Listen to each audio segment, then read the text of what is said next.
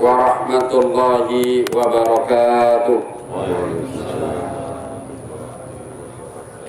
Allahu Akbar, Allahu Akbar, Allahu Akbar, Allahu Akbar, Allahu Akbar, Allahu Akbar, Allahu Akbar, Allahu Akbar, Allahu Akbar kabira, walhamdulillahi katsira, wa subhanallahi bukratan wa asila. Alhamdulillah alladzi amarna bil iman wal islam. Asyhadu an la ilaha illallah dzul fadli wal in'am.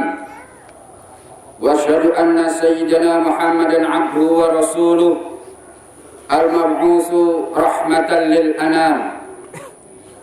Allahumma shalli wa sallim ala sayyidina Muhammad wa ala alihi wa sahbihi alladzina haqqaqu ta'allum al-islam. Amma ba'd, fa ya ayyuhal hadirun, usikum wa iyaya bitaqwallah, faqad fazal muttaqun. Ma'asyiral muslimin, sidang Id yang semoga dirahmati Allah Subhanahu wa taala. Pada pagi hari ini cuaca terasa sangat cerah. Secerah hati kita ini, kita bersujud di hadapan Ilahi Rabbi, Allah yang Maha Suci. Kita melaksanakan salat Idul Fitri dengan khusyuk dan sepenuh hati. Kita menambahkan ridho ilahi agar menjadi hamba-hamba yang bertakwa sejati. Mari kita berdoa, semoga ibadah kita, puasa, tarawih, tadarus, tahajud, sedekah, i'tikaf, takbir, tahlil, tahmid, serta salat kita di pagi hari ini dapat diterima oleh Allah Subhanahu wa taala. Amin ya rabbal alamin. Kaum muslimin yang berbahagia, dengan berkumandangnya takbir, kaum muslimin dan muslimat bergegas keluar dari rumah masing-masing untuk melaksanakan salat Idul Fitri bersama keluarga dan handai tolan dengan perasaan senang dan gembira. Mereka saling menyapa dan berjabat tangan, bahkan berpelukan saat bertemu. Itulah potret rasa kebersamaan kaum muslimin dalam membangun kepentingan dunia dan akhiratnya. Hal ini sesuai dengan firman Allah Subhanahu wa taala, innamal mu'minuna ikhwatun faslihu baina akhwaykum wattaqullaha la'allakum turhamun. Sesungguhnya orang-orang yang beriman itu bersaudara. Sebab itu, damaikanlah antara kedua saudaramu itu dan takutlah terhadap Allah Subhanahu wa taala supaya kamu mendapatkan rahmat. Ma'asyiral muslimin, sidang Id yang semoga dirahmati Allah Subhanahu wa taala. Baru saja kita menyelesaikan gemblengan dalam bulan suci Ramadan. Sebagai media pelatihan rohani, kita menjalani servis sebulan lamanya. Kita menyadari bahwa fisik dan rohani kita ibarat mesin yang harus diservis total di bengkel.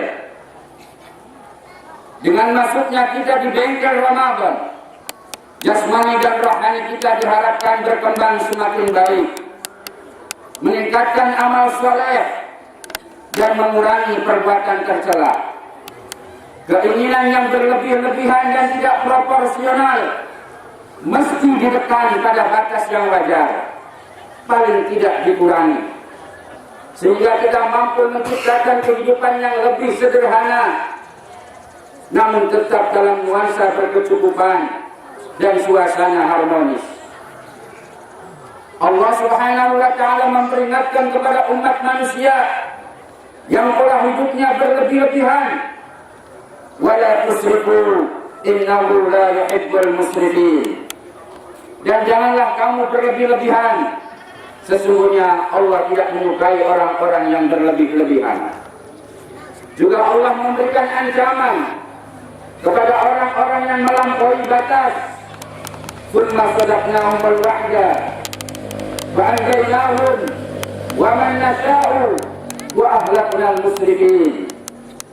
Kemudian kami tepati janji yang telah kami janjikan kepada mereka, yaitu orang-orang yang beriman. Maka kami selamatkan mereka dan orang-orang yang kami kehendaki, dan kami binasakan orang-orang yang melampaui batas. Allahu Akbar, Allahu Akbar, Allahu Akbar, la ilaha illallah wallahu akbar, Allahu Akbar walillahil hamd. Pada bulan Ramadan itu, kualitas kemanusiaan muslim diuji coba, dievaluasi, kemudian direvisi untuk dijadikan sebagai tolak ukur sejauh mana kualitas ketakwaannya. Apakah dengan puasa Ramadan kita mampu menahan ambisi yang tidak terpuji? Apakah dengan puasa Ramadan kita mampu mengendalikan angkara murka yang merugikan bangsa? Apakah dengan puasa Ramadan kita mampu menyingkirkan kebencian dan rasa dendam di antara kita? Apakah dengan puasa Ramadan kita mampu menjauhkan diri dari adu domba dan provokasi massa? Atau justru malah sebaliknya, ibadah puasa yang kita jalankan sebulan penuh di bulan suci Ramadan tidak mendapatkan apa-apa, tidak memberikan bekas sama sekali pada kehidupan sehari-hari. Kam min sha'imin laisa lahu min siyamihi illa al-ju' wal 'atas. Berapa banyak orang-orang yang berpuasa di bulan suci Ramadan tidak mendapatkan apa-apa dari puasanya yang ia lakukan kecuali lapar dan dahaga. Ibarat orang mempunyai tameng, tetapi kondisi tamengnya lubang-lubang atau bolong-bolong sehingga tak dapat melindungi dirinya dari serangan musuh. Allahu Akbar, Allahu Akbar walillahil hamd. Di era globalisasi ini, permasalahan hidup manusia semakin ruwet. Berbagai persoalan yang semakin rumit bermunculan silih berganti. Di antara masalah-masalah besar yang dihadapi bangsa Indonesia ialah jeritan tangis karena kemiskinan dan kemelaratan, sulitnya untuk mendapatkan kesempatan kerja, dan masih banyak lagi pengangguran. Ambisi jabatan dan pangkat yang cara mendapatkannya sampai melupakan aturan dan etika, pertikaian dan perpecahan, penjarahan dan kerusuhan, pembunuhan, pemerkosaan, pencabulan, dan masih banyak lagi persoalan-persoalan besar lainnya berupa musibah dari Allah Subhanahu wa Ta'ala yang bertubi-tubi dan datang silih berganti. Semua itu tidaklah berdiri sendiri, hadirin. Akan tetapi sangat erat hubungannya dengan hukum sebab akibat, atau disebabkan oleh perbuatan manusia yang zalim, yang jahat terhadap dirinya, terhadap lingkungannya, lebih-lebih terhadap Tuhannya. Mereka lupa tidak mau bersyukur atas nikmat Allah Subhanahu wa Ta'ala yang telah diberikan kepadanya. Hal itu telah ditegaskan oleh Al-Qur'anul Karim. Wa idza adzana rabbukum la in syakartum la azidannakum wa la in kafartum inna adzabi lasyadid. Dan ingatlah, tatkala Tuhanmu memaklumkan, sesungguhnya jika kamu bersyukur pasti kami akan menambah nikmat kepadamu, dan jika kamu mengingkari nikmatku maka sesungguhnya siksaku amat pedih. Karena kebanyakan umat manusia tidak bersyukur atas nikmat Allah yang telah diterima, maka datang bertubi-tubi dan silih berganti musibah dari Allah Subhanahu wa Ta'ala. Maka sudah selayaknya kita hendaknya pandai-pandai mensyukuri nikmat Allah Subhanahu wa Ta'ala yang telah kita terima, baik nikmat itu besar maupun kecil. Hadirin sidang Id yang semoga dirahmati Allah. Pada hakikatnya, kehidupan manusia yang semakin ruwet itu berpangkal pada makin gelapnya hati nurani manusia. Semakin tidak jelas arah hidupnya, semakin jauh dari rasa syukur terhadap pemberian dari Tuhannya. Identitas pribadinya telah hilang. Mereka telah kehilangan makna dirinya. Sifat kebinatangan telah menguasai kehidupannya. Tidak ada rasa solider di antara sesama. Egois, hanya berpikir kelompoknya sendiri saja. Dan mereka merasa kurang saja jadinya. Kalau sudah demikian ini keadaan manusia, bukan hatinya yang berbicara, melainkan nafsunya yang angkara murka. Inilah yang disebut dengan hilangnya fitrah manusia. Allahu Akbar, Allahu Akbar, la ilaha illallah, wallahu akbar, Allahu Akbar, walillahil hamd. Kita harus menjadikan ibadah puasa sebagai laboratorium guna membangun manusia baru yang memiliki kekuatan dan semangat besar membangun bersama negara Indonesia di era globalisasi ini. Kita jadikan diri kita sebagai benteng-benteng yang perkasa dengan memperkokoh iman dan takwa, memperteguh persatuan dan kesatuan untuk membangun bangsa dan negara Indonesia. Wa'tasimu bihablillahi jami'an wa la tafarraqu.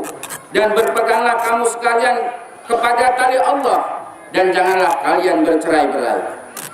Kemiskinan dan keterbelakangan bangsa Indonesia masih sangat terasa. Itu menjadi tanggung jawab bersama antara pemerintah dan masyarakat. Itu menjadi tanggung jawab bersama antara umarok dan ulama.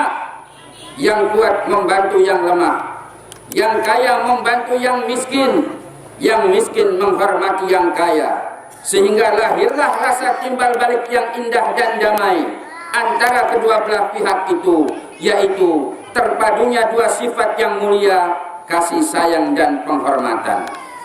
Allahu Akbar, Allahu Akbar, la ilaha illallah, wallahu akbar, Allahu Akbar, walillahil hamd.